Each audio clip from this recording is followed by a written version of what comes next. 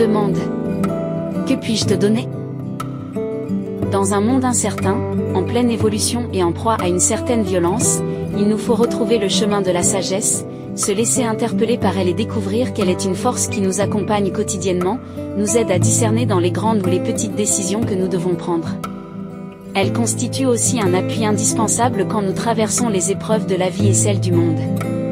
Elle fut donnée au roi Salomon au début de son règne, à qui Dieu lui dit en apparaissant en songe, « Demande, que puis-je te donner ?»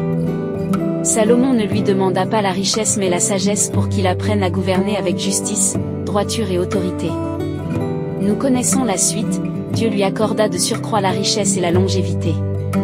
C'est elle qu'il nous faut demander de toutes nos forces aujourd'hui, pour nous-mêmes d'abord pour que nous sachions en toutes circonstances nous comporter comme des hommes et femmes justes, droits et bons car, nous dit le livre de la sagesse, elle se laisse trouver par ceux qui la cherchent, elle devance leurs désirs en se montrant à eux la première.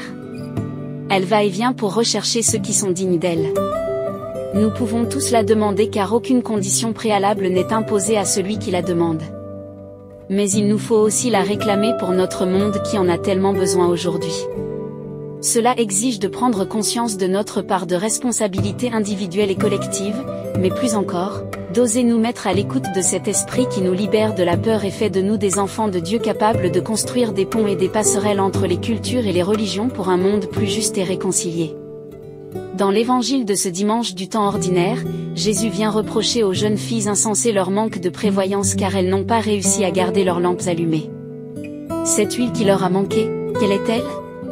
C'est celle que nous trouvons assurément dans la prière, mais aussi dans la confiance en Dieu, dans la lecture de la parole et dans le sacrement du frère en nous efforçant d'aimer concrètement ceux que nous rencontrons quotidiennement.